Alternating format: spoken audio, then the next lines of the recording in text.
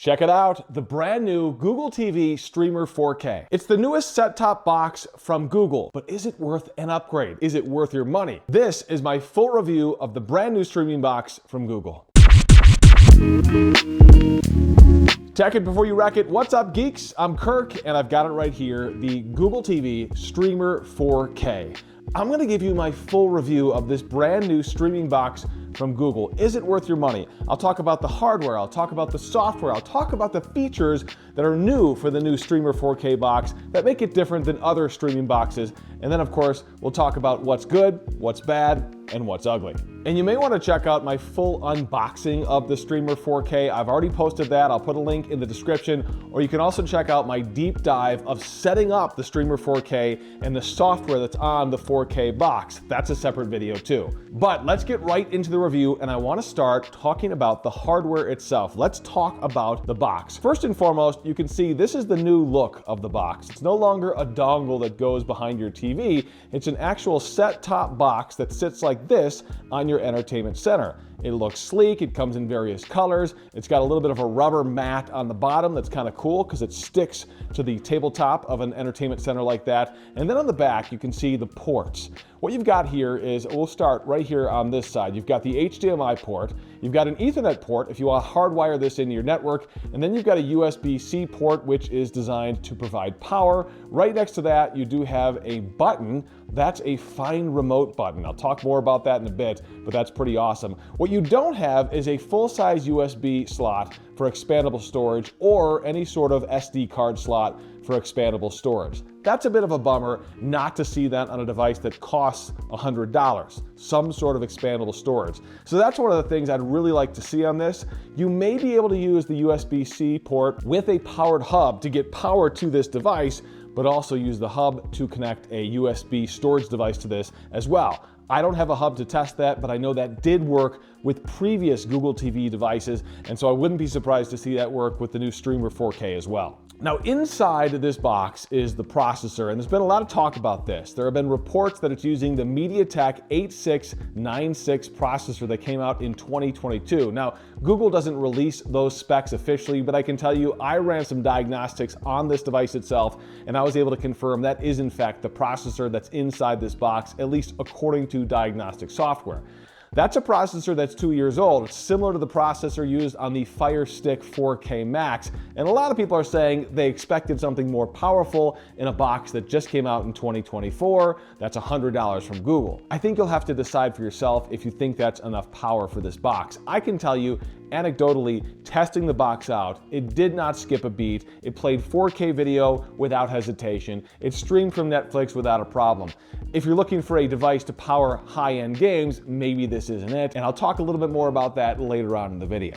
In terms of playing video, it's going to support 4K, HDR1, 60 frames per second. It supports Dolby Vision, HDR10, HDR10+, and HLG. So most of the major formats you're going to want to use in 4K, you can watch with this streamer box. It has 32 gigs of storage, which is enough, I think, for most people. Again, it would be great if they had an easier way to add more storage to this device, but it is nice that they give us 32 gigs. We've seen other boxes, previous boxes from Google, that give you a lot less than that.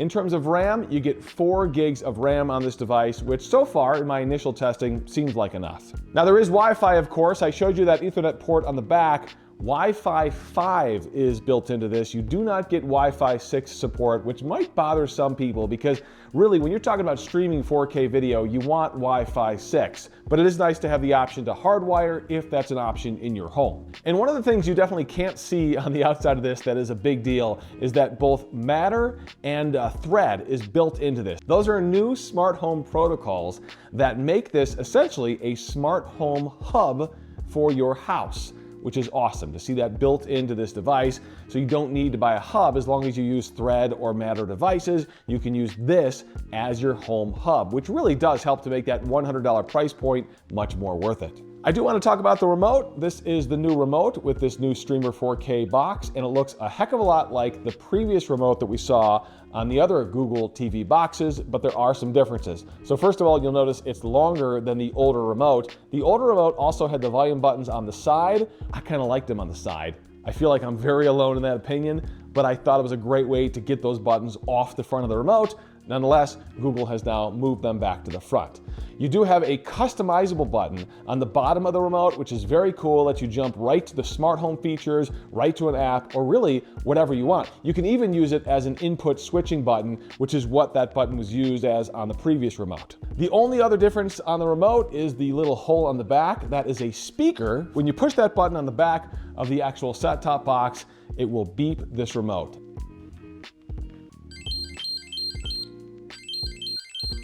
That feature should be included in every single set-top box forever. It is a must have. So I don't want to spend too much time talking about the Google TV software. Again, I did post a separate video taking a deep dive into the setup process and the software, but I do want to talk about some of the new software updates that are rolling out with the Streamer 4K. Probably not exclusive to this device, but they are coming out along with it. That includes the smart home control. It makes sense since this set-top box has Matter and Thread built in, you're gonna want smart home controls, and it really is a duplicate, a mirror of the Google Home app on your phone. But I like it a lot. It lets you control your lights, control any devices you have set up on Google Home on your phone, right there on your TV. And again, if you have that new remote, you gotta use that customizable button to jump right into those home settings because it's a great way to get in there. If you've got Nest cameras, those will show up in there. You can take a look at them. If you've got Nest thermostats, you can adjust the temperature in there as well. I think Google did a good job. Can't wait to see where these smart home features go next, built into your Google TV device. Next, there are AI screensavers. It's a simple way to use an AI prompt to create screensaver images. Kind of cool, maybe slightly gimmicky, but I think it's neat. There are other AI improvements on the software level, tweaks here and there. Again, most of them not going to be exclusive to this Streamer 4K box, so I don't want to spend too much time talking about it. But let me just tell you, overall, when I tested out streaming on Netflix or streaming files via Plex, 4K files on my local network via my Plex server, the box did not hesitate for a second. It seems very speedy, popping around with the remote, navigating the menus, playing videos, jumping from one app to the next. It did not hesitate for a second, and I do feel like you're gonna have enough power for most of the normal functions you're gonna do on a box like this. Most people will be really happy with the speed of this device.